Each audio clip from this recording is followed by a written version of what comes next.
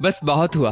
आज तक रिश्तों को निभाने के लिए मैं बर्दाश्त ही करती रही, बस इसी उम्मीद में कि एक ना एक दिन आप मेरे लिए बोलेंगे। पर नहीं, आप तो बस बड़े भाई और बड़े बेटे होने का फर्ज निभाते रहे। नेहा अपने पति मनीष से कहती है।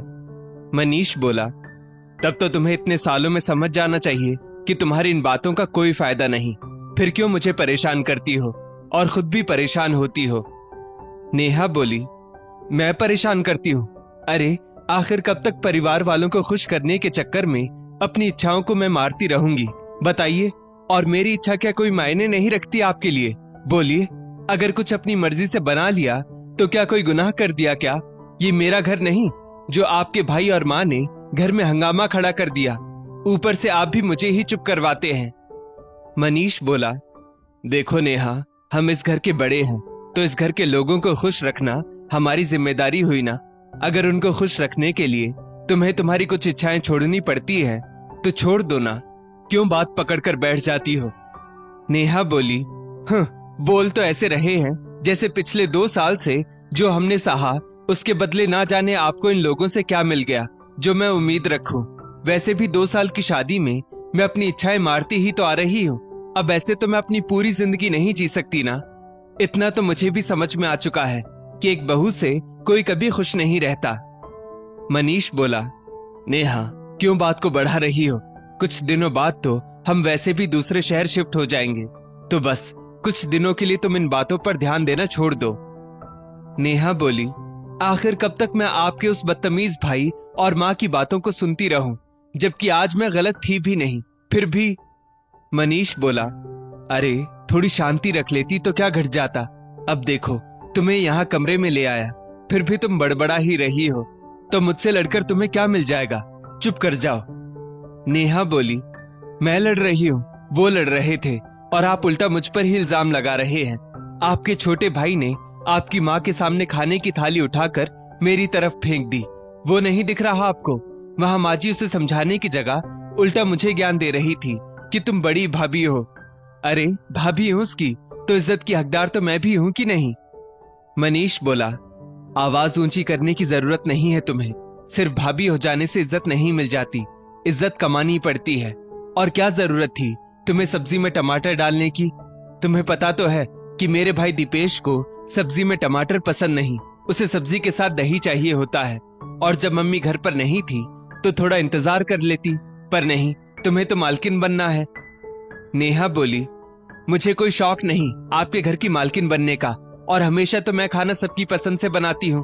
तो क्या हो गया जो आज अपनी इच्छा से सब्जी में टमाटर डाल दिया? तो एक दिन वो बिना पसंद का खा नहीं सकते थे जो थाली ही उठाकर फेंक दी? मैं भी तो खाती हूँ ना वो सब चीजें जो आप लोगों को पसंद है।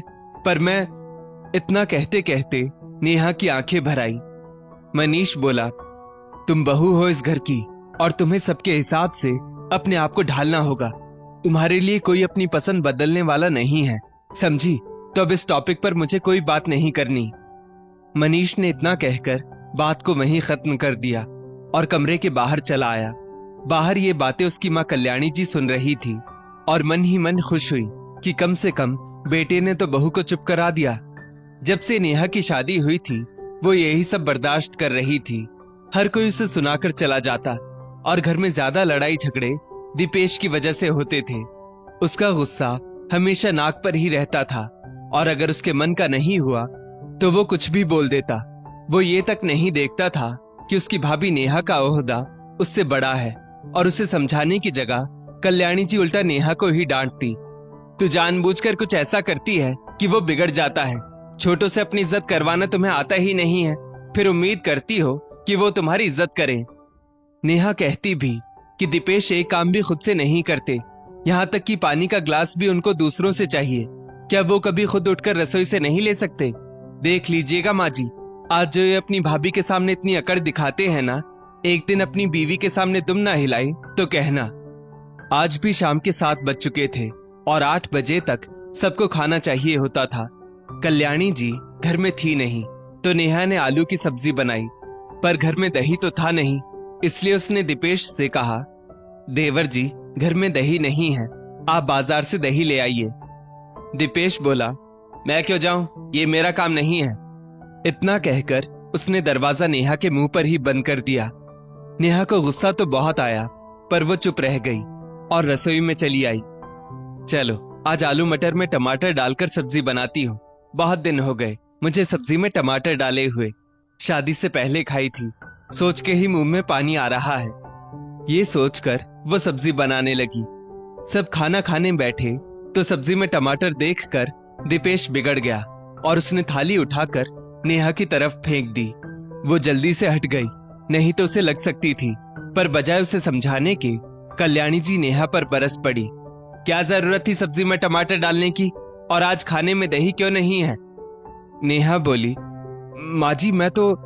कल्याणी जी बोली, क्या मैं तो।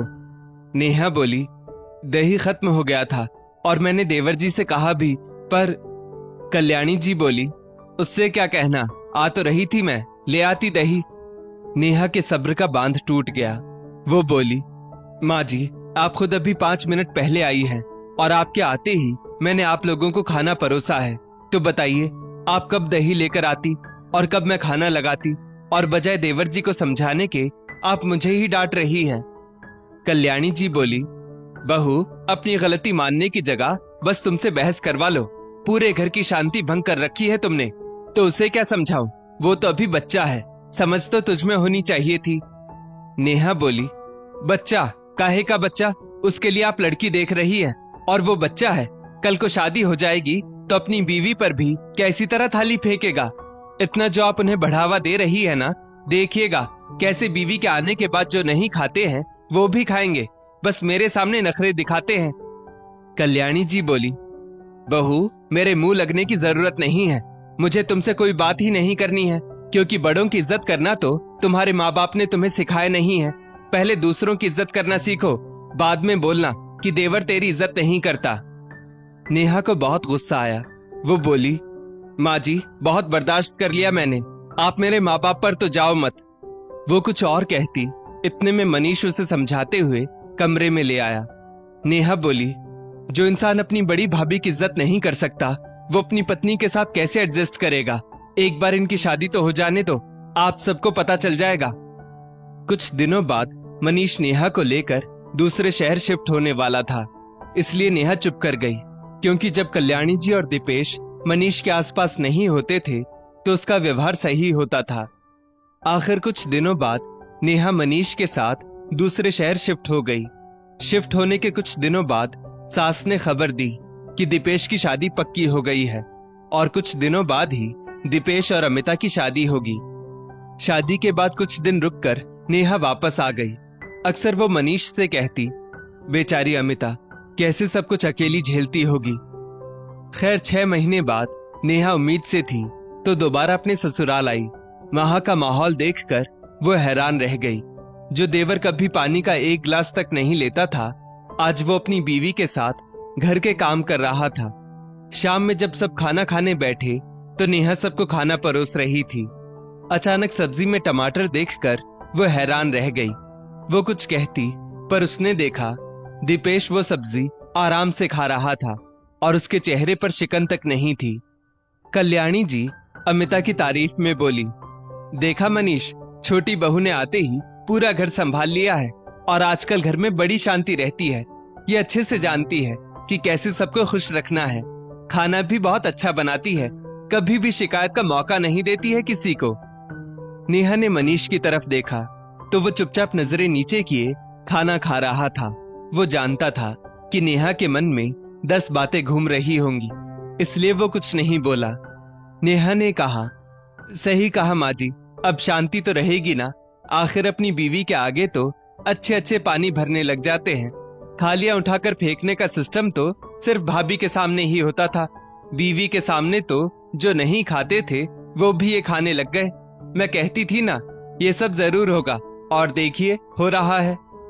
मनीष ने नेहा को घूर कर देखा तो वो बोली, बस कीजिए पतिदेव, कितने दिन आंखें दिखाएंगे? सुनने की भी कोई सीमा होती है। दुख और गालियां सिर्फ बड़ी बहू के हिस्से में ही क्यों? अब नेहा को जब मौका मिलता वो जरूर बोलती थी। आखिर वो इतना बर्दाश्त करके जो बैठी थी, और वो नहीं चाहती थी कि जो उसने बर्दाश्त किया कल को उसके बच्चे भी बर्दाश्त करें। अब उसने जवाब देना सीख लिया था। और कहीं ना कहीं मनीष भी जानता था कि नेहा गलत नहीं थी। वो दिन और आज का दिन अब ना तो कल्याणी जी ना ही दीपेश उसके साथ कभी गलत बोलने की हिम्मत करते और ना ही वे लोग उसके सवालों के जवाब दे पा रहे थे, क्योंकि सच्चाई से तो पूरा घर अवगत था और अंत में तो सच्चाई की ही जीत होती है। तो अंत भला तो सब भला। दोस्तों, इस स्टोरी को लेकर आपकी क्या राय है, नीचे कमेंट करके जरूर बताइएगा। और ऐसी ही और भी बेहतरीन वीडियोस के लिए हमारा पेज जरूर फॉलो करें। धन्यवाद।